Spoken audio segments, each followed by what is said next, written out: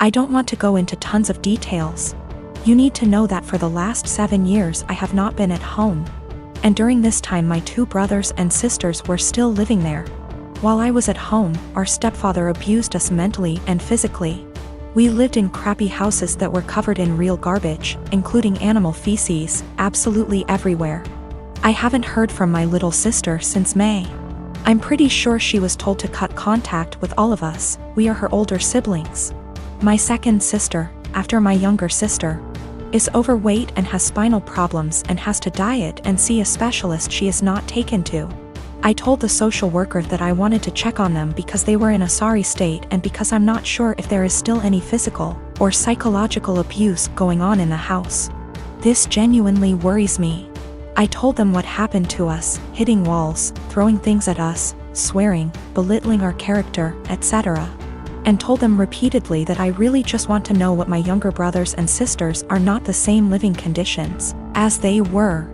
My husband supported me during the call and agreed that it was the right thing to do. All my siblings discussed this beforehand, except for my older sister, who moved out before things got bad, and the 2 who live in the house. We all agreed that this would at least let them know they were being watched and we weren't just disappointed in them, and maybe my mother and SD would keep the house clean nose, etc. CPS contacted my mother very quickly. Much faster than I expected. I mean within 3 hours. After that, my older sister, who lives far away and hasn't contacted me for months, calls and she gets mad at me because she knows I called. I didn't deny anything and just said, if they have nothing to hide, then they have nothing to worry about. It will all be over pretty quickly, to which she replied, what if it doesn't? If they are taken away? I said, I hope it doesn't come to that, and if it does, it's not on me. I didn't harm them. I didn't leave animal excrement around the house. I asked, would you let your children live the way we lived? She didn't answer. I asked again and she said, no. I'd keep a decent house, but it's not your job to tell someone else how to parent. I said, okay. So, if that's all, why did you call? I think we're done. She told me that we all need to get over what happened to us and move on. She left long before the violence started and she wasn't around, regardless of my personal experience. I can't help but feel like I did something wrong. I have limited contact with my mother because of her husband, and she denies that any of us have ever been abused. My sister asked, why don't you just come in and see the conditions? I told her, I can't be around my stepfather. I refuse to expose myself to this negativity again. Even though my husband and siblings agree that it was the right thing to do, I still can't help feeling wrong because of it. Like it wasn't my place. But if it wasn't my place, then whose was it? I really would like a third-party opinion on what I did. Am I wrong in reporting my family? Honestly, should I have just kept my mouth shut? I don't mind if I don't have any contact with my mom or older sister. They don't even know that I'm almost 4 months pregnant because we don't talk very much. So the possibility that I'll never have a real relationship doesn't bother me.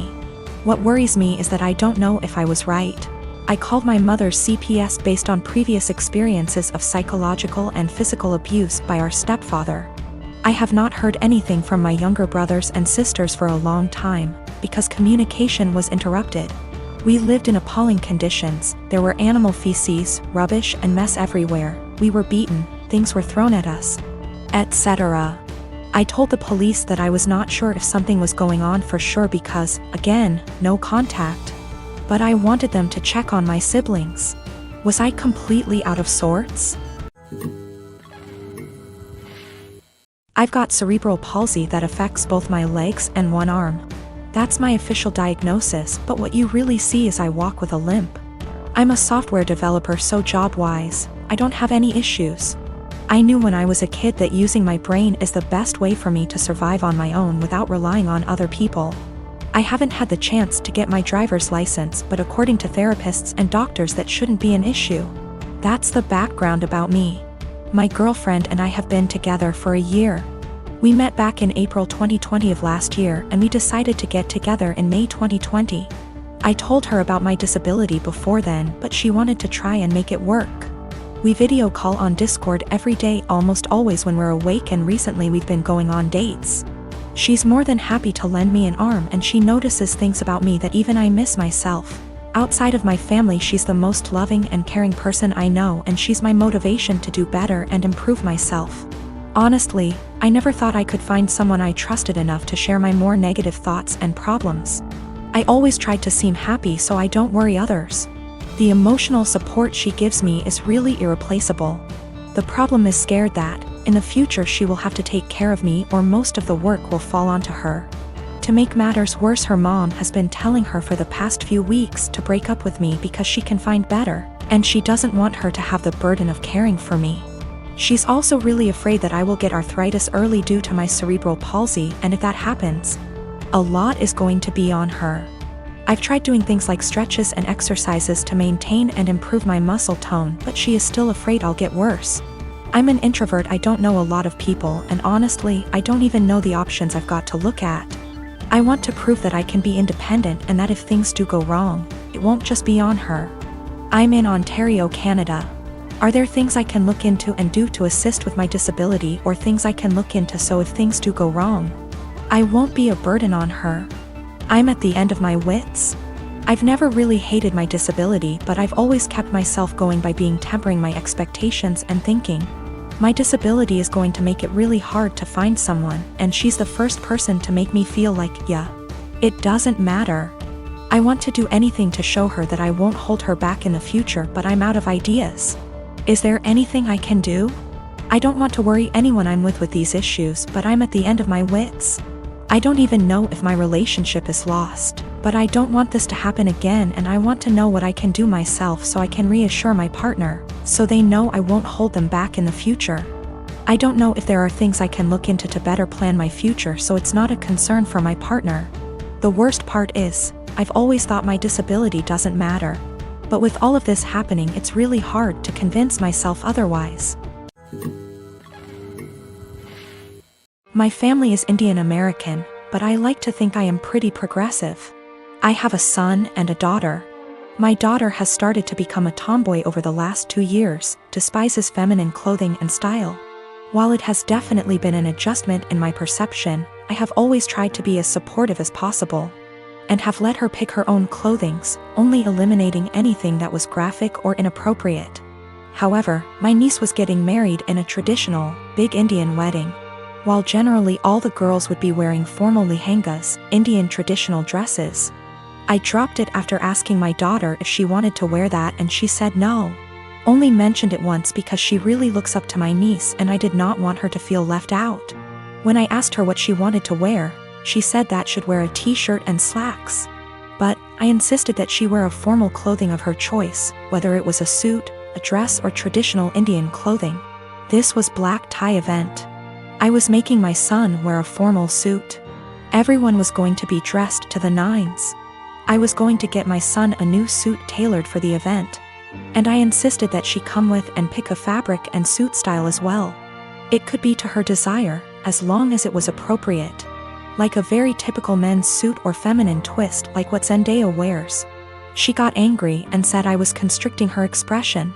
I think she will have to wear formal clothing in other points in her life, whether for work or other formal events. She can express herself however she wants, but dressing appropriately for the occasion is a necessary skill. The wedding has been postponed for now, but I still want her to wear a formal outfit, and she is still mad at me about this. But I want to stress that I don't think my daughter is really the asshole, but she is the sweetest little girl in the world. She is usually very respectful, gets excellent grades, and works really hard. I am very proud of her. I do not think my daughter is trans, but I think I have made it clear that it's okay if she or anyone else is. She also generally seems pretty happy with her body. She is actually really fashionable and doesn't really wear baggy clothing or anything, but is more into streetwear. She is the one who showed me who Zendaya is. I think she is at the stage in life where she knows everything, and I, her mom, knows nothing. She wants to rebel for something, but isn't really the type to rebel with something really bad, thank God. So she decided this is a justified area to rebel. She is also at home, and I haven't really allowed her to go out because of the current circumstances. So think she feels cooped up, and now everything about me is annoying her. I have decided to take a hard stance on because my daughter really wants to go. She loves her cousin and my family, and she is a really social person who would love weddings. Telling her not to go would hurt her, I think, and would be counterproductive in the long term. This is the first wedding in our family and the first time my kids will see a traditional Indian wedding. They have never seen one before, so I think it's important that they learn and feel connected to our culture. If she decides not to go as an act of rebellion, I know my daughter, and I know she will feel really, really sad afterwards. Parenting is hard, and I was always a girly girl, and so were all the people around me, so this uncharted territory for me. My brother-in-law, Sammy, lost his home shortly after his divorce 10 months ago. He moved in with us and brought his twin daughters, Olivia and Sloane 18, with him a couple of months ago. His sister, my wife, and I have one daughter, Zoe 16, and she and her cousins aren't close but get along fine. Olivia and Sloane have no respect for Zoe's privacy, none. They used to walk into her room and take everything they get their hands on. Makeup, phone accessories, clothes, school laptop, etc.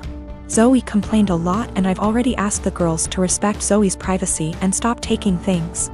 My wife and Sammy saw no issue with this. After all, they're girls and this typical teenage girl's behavior. I completely disagreed. Last straw was when Zoe bought a $60 M.A.C makeup kit that looks like a paint set that she saved up for over a month, and one of the girls, Sloane, took it without permission and ruined it by mixing shades together while using it. Don't know much about makeup, but that's what Zoe said when she found the kit on her bed, and was crying. I told my wife and she said she'd ask Sloane to apologize, but I got Zoe a lock after I found she was moving valuable belongings out the house because of this incident. Sammy and his daughters saw the lock and weren't happy. The girls were extremely upset. Sammy asked about it and I straight up told him. He said, "My daughters aren't thieves. It's normal that girls of the same age borrow each other's stuff." He said Zoe could easily get another makeup kit for $15 from Walmart and shouldn't even be buying expensive adult makeup in the first place, and suggested my wife take care of this defect in Zoe's personality, trying to appear older than she is. He accused me of being overprotective and babying Zoe with this level of enablement.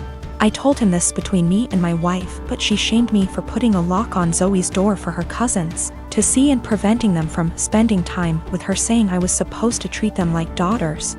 Then demanded I remove it, but I said this lock does not get removed till her brother and his daughters are out of our house.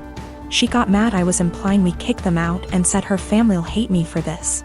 So I reminded her that I let Sammy and his family move, in which something her own family refused to do, so she should start with blaming them for not taking their own son and niece's granddaughters in.